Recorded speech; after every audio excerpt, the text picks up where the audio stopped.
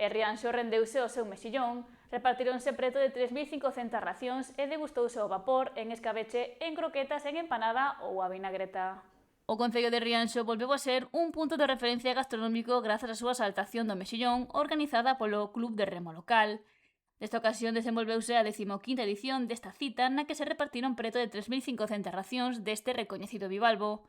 Ademais, había diferentes formas de catalo, xa que se cocinou ao vapor, en escabeche, en croquetas, en empanada ou a vinagreta. Tamén houbo espazo para innovar co canapé de paté con crema de queixo e pera ao viño. Temos sete variedades, por nombrar a unha porque a innovación deste ano é un canapé con crema de queixo que leva por encima paté e despois pera ao viño. É dicir, o prato de estrella, dá moitísimo traballo, o cociñeiro antes estuve todo o día solo dedicado a facer ese plato.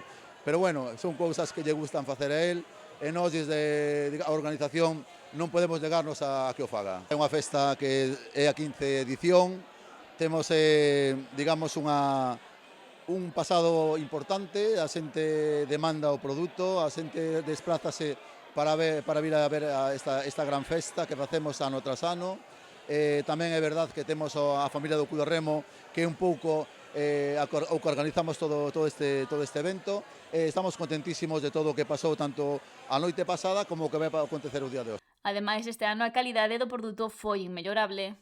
Procuramos sempre escoller os tamaños, é dicir, o mexillón que se elabora se colle dun cocedeiro a vianda daquel tamaño preciso para cada plato.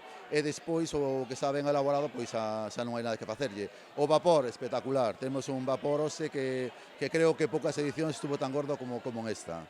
O director xeral de Pesca, Isaac Rosón, achegouse onte á saltación do mexillón e apuntou que se trata dun dos produtos pesqueiros máis importantes en Rianxo e que conta con numerosos adeptos.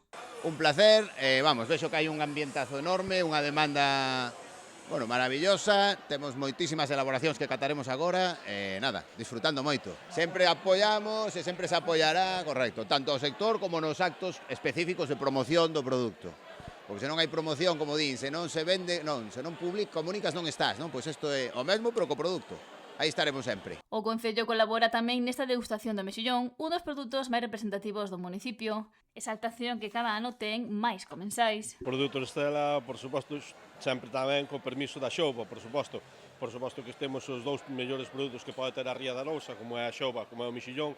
Semana pasada tocáballe, falábamos da Xouba, esta semana tocalle ao mexillón o noso ouro negro, é dicir, está moi ben preparado, hai unha infinidade de variedades, como creo que son 7 variedades distintas, creo que falamos de en torno a algo máis de 3.000 kilos se repartirán entre onta a noite e hoxe durante o día, e, é toda unha festa. É un dos produtos que, a máis, como dicía antes, 7 variedades distintas que temos, dende a vinagreta, empanada, coquetas.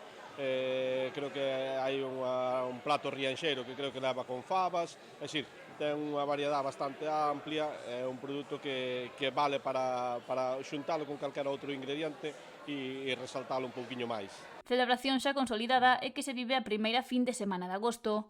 Os prezos das racións foron populares, semellantes aos do pasado ano, pero fixo especial fincapé na calidade do mexillón. É un mexillón que realmente vese que é un mexillón moi sabroso, é unha vianda bastante grande, dos que, cada aniño pois intentas mellorar un pouquiño, se un ano foi un pouquiño máis pequeno, pois intentas que este ano non haxa ningún pequeno, pero ao final algún sempre se pode colar, pero o produto é maravilloso.